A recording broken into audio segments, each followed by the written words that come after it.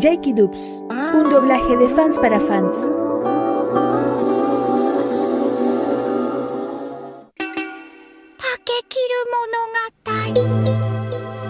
La edición de este video fue gracias a SOS. Link de su página de YouTube abajo en la descripción.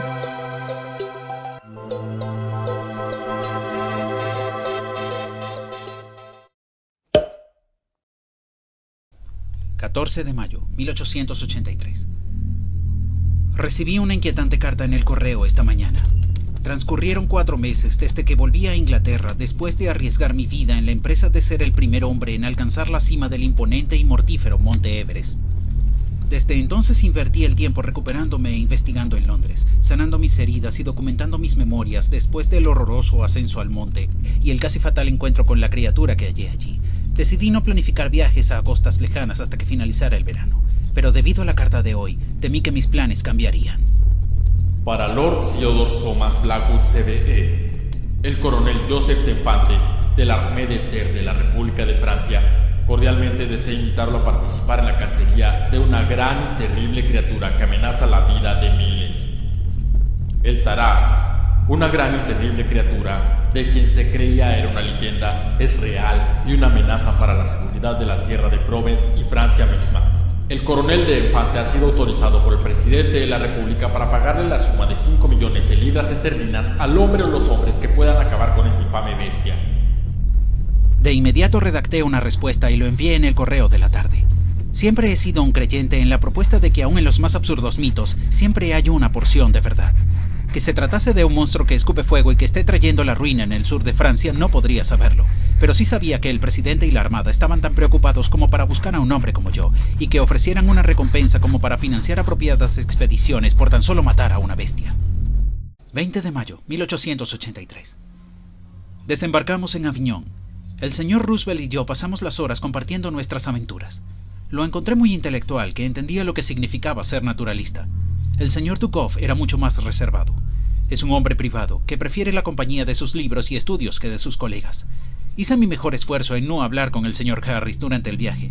Intenté durante la expedición no ser más que un caballero, pero ese hombre me dejó un mal sabor de boca. 21 de mayo, 1883. Avignon se veía como una ciudad en guerra. Los soldados patrullaban las calles y había barricadas en las afueras. No muy lejos de los límites llegamos al borde de la zona de cuarentena. Los soldados trabajaban duro cavando trincheras y erigiendo fortificaciones.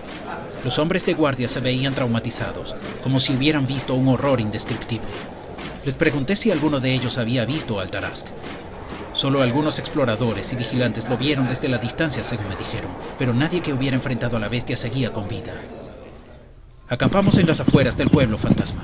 El señor Harris volvió al atardecer e informó que había visto al Tarasque hacia el suroeste, cerca de la villa de Bellegarde, destruyendo una granja. Dijo que su ruta no era difícil de rastrear debido a la tierra apisonada que dejaba a su paso. Ni siquiera la hierba estaba a salvo de la ira del Tarasque. Mañana seguiremos el rastro y enfrentaremos a la bestia. 22 de mayo, 1883. Poco después del mediodía, vimos a la criatura a la distancia. Estaba estacionario, al parecer durmiendo bajo el sol de la tarde. Era una cosa masiva, larga como una ballena y alta como una jirafa, y su peso era descomunal.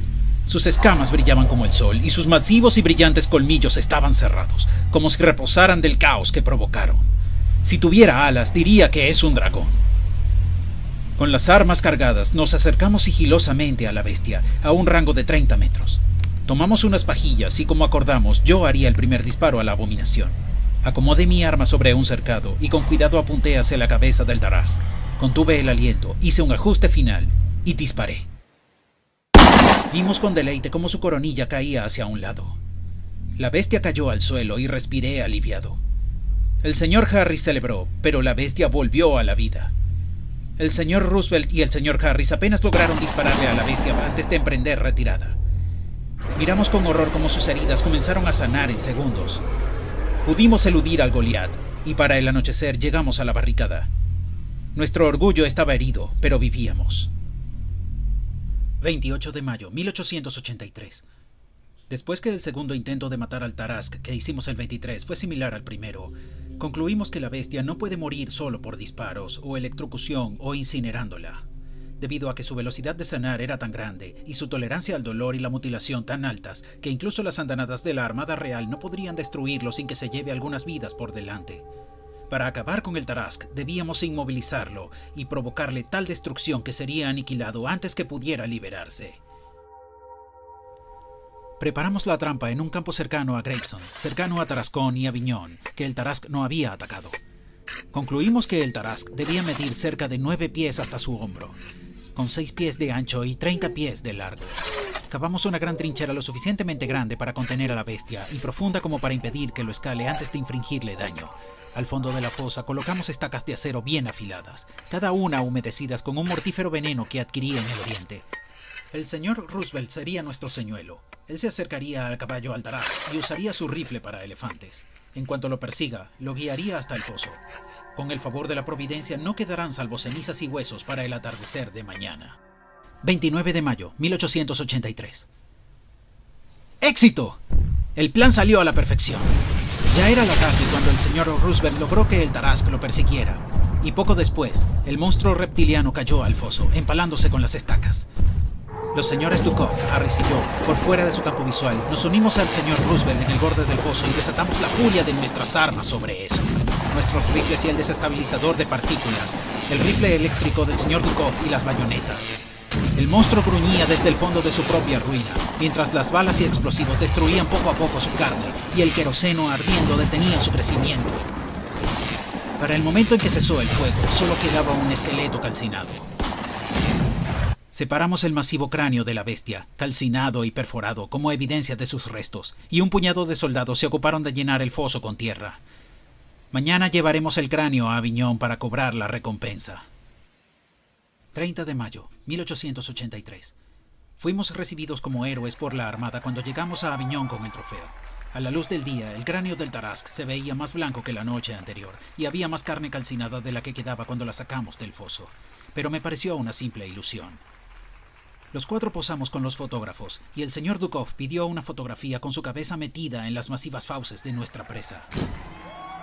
Imaginen el horror cuando las fauces se cerraron, cercenando la cabeza de Dukov sobre sus hombros.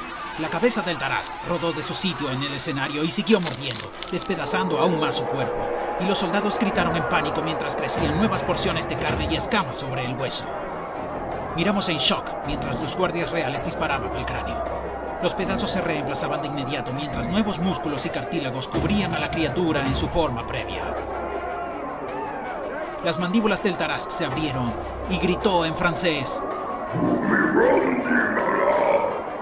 El resto del Tarrasque, cubierto en tierra y lodo, apenas unido por fibras de músculos, se arrastró a la plaza con una gran rapidez, aplastando hombres a su paso, ignorando disparos y cañonazos, buscando unirse a su cabeza. El señor Roosevelt y yo no deseábamos ver qué pasaría después. Nos retiramos a un refugio cuando una brillante luz llenó la plaza y una ventisca más poderosa que los huracanes del Caribe cerró las puertas, encerrándonos dentro. 13 de junio, 1883. La providencia nos sonrió al final. En la mañana del primero, la puerta del refugio fue abierta y vi a un grupo de la Armada y una compañía de hombres buscando sobrevivientes. Al menos 10.000 fueron calcinados cuando Avignon fue consumida por las llamas. Según supe, incluso los sobrevivientes se quemaron o cegaron, y la fiebre de Pexplenda reclamaría a algunos a su tiempo.